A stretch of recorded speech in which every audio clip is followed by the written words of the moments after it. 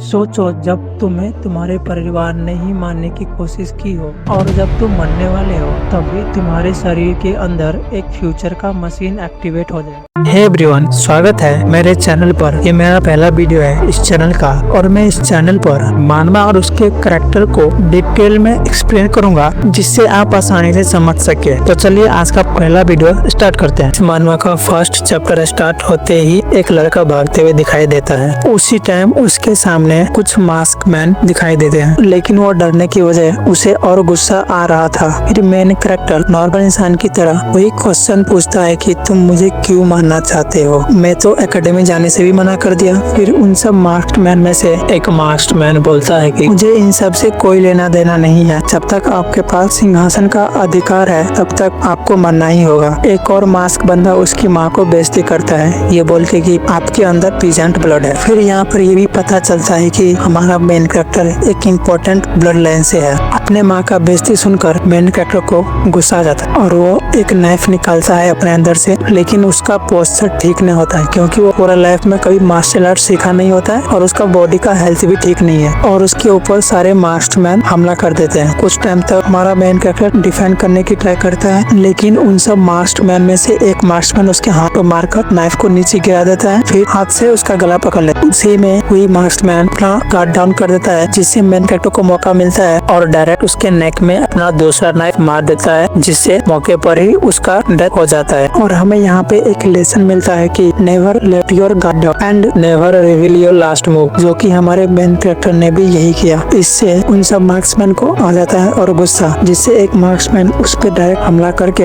एक लात घूसा मार के उसके स्टोमक में एक होल कर देता है। उसके बाद फिर मेन कैरेक्टर को टॉर्चर करने लग जाता है अपना गुस्सा निकालने के लिए। फिर अचानक से एक लाइट आता है और जाके उसी बंदा को लगता है जो एमसी को टॉर्चर कर रहा होता है। ये देखकर सब लोग शॉक्ड एंड डर जाते हैं और पीछे से एक बंदा दिखाई देता है जो व्हाइट एंड ब्लू कलर का जैकेट पहना होता है और वहाँ पे जितने भी मार्क्समैन होते हैं सबको मार देता है। लेकिन उन सब मार्क्समैन में से एक बंदा सोचता है कि ब्लड लॉस की वजह से मेन कैरेक्टर का मौत हो ही जाएगा तो मैं यहाँ से निकल जाता हूँ। तो वो भागने की कोशिश करता है लेकिन उसको भी मार देता है। फिर जैकेट वाला बंदा मेन कैरेक्टर को कुछ बोलने लगता है लेकिन उसे कुछ समझ में नहीं आता। लेकिन हमें ये पता चलता है कि मेन कैरेक्टर ब्लू जैकेट वाला बंदा का एंसेस्टर है। फिर नैनो मशीन मेन कैरेक्टर के अंदर इंजेक्ट करता है और बोलता है कि उसका फ्यूचर लाइफ को इजी बना देना है। फिर वहाँ से निकल जाता है वो। तो यहीं पर हमारा फर्स्ट चैप्टर खत्म होता है। चैप्टर 2 स्टार्ट होते ही इस मानवा का इंट्रोडक्शन स्टार्ट होता है। बहुत टाइम पहले फाइटर्स ने अपने दुश्मनों से बचने के लिए मार्शल आर्ट्स सीखे थे, लेकिन टाइम के साथ मार्शल आर्ट्स सिर्फ सेल्फ डिफेंस का तरीका नहीं रहा बल्कि दुश्मनों को खत्म करने का एक वेपन बन गया। और जैसे जैसे सिंपल फॉर्म्स डेवलप होते गए मार्शल आर्ट्स और ज्यादा सोफिस्टिकेटेड और कॉम्प्लेक्स बन गए। हर मूवमेंट एक सीरीज का हिस्सा बन गया और ब्रीथिंग टेक्निक इंटरनल एनर्जी का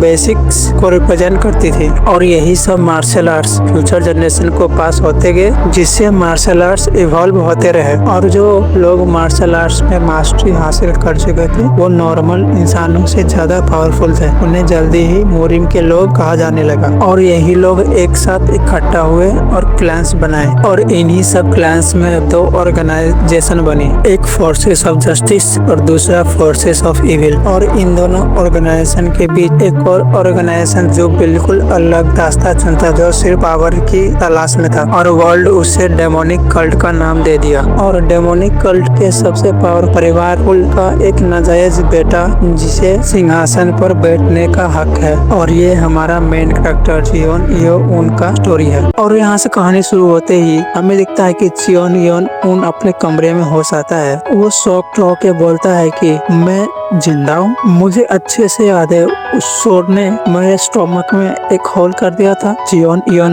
नोटिस करता है कि उसके बॉडी से पसीना और बदबू आ रहा है और ये भी नोटिस करता है कि उसके पूरे बॉडी पे ब्लैक स्पॉट्स है। तभी चियोन योन उनके हेड में डायरेक्टली आवाज आता है कि are you a bake master? और चियो योन घबराते हुए बोलता है कि कौन हो तुम? यहाँ तो कोई नहीं है, क्या ये टेलीपैथी है? और एक वॉइस आता है नहीं मैं मैं आपके दिमाग से जुड़ा हूँ और मैं 7th जनरेशन का नैनो मशीन हूँ। फिर चियोन इयोन उन बोलता है, नैनो मशीन, क्या तुम वही इविल गॉड हो जिसकी डेमोनिक कल्ट पूजा करता है? और हमें एक दूसरा सीन दिखाया जाता है जहाँ पे डॉक्टर बेक और गार्डजान चल रहे हैं और पिछली रात हुए हमले की बात कर रहे हैं। गार्डजान डॉक्टर बेक को बोल रहे हैं कि ये एक करिश्मा है कि चियोन बच गए। वहाँ का नज़ारा बहुत ही ज्यादा भयानक था। और यहाँ चियोन इयोन उनका सीन आता है जहाँ पे नैनो मशीन बोलता है कि मैं वो इविल गॉड नहीं हूँ जो आप समझ रहे हैं। मैं आपके दिमाग में बेसिक्स इंफॉर्मेशन डाल रहा हूँ जिससे आप समझ सके मैं कौन हूँ। और इंफॉर्मेशन ओवरलोड होने की वजह से चियोन इयोन उनको पेन होता है और उल्टी भी कर देता है। तभी चियोन इयोन उनको गार्डजान का आवाज आता है और वो जाके बेड पे लेट जाता है ताकि उस पे कोई शक न कर सके। और चियोन इयोन उनके रूम में गार्डजान और डॉक्टर बेक एंटर करते हैं और डॉक्टर बेक चियोन इयोन उनका पल्स चेक करते हैं और पल्स चेक करते ही शॉक्ड होके बोलता है, आपका पूरा शरीर साफ हो चुका है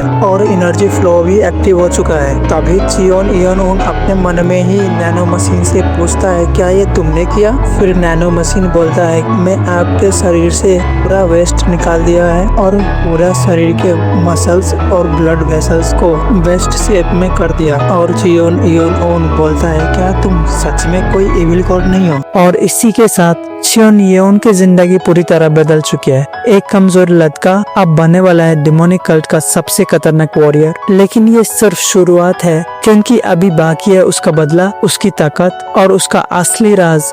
अगर तुम देखना चाहते हो कि कैसे येऊन अपने दुश्मनों को एक एक करके मिटाता है तो वीडियो को लाइक करो, चैनल को सब्सक्राइब करो और मिलते हैं नेक्स्ट चैप्टर में।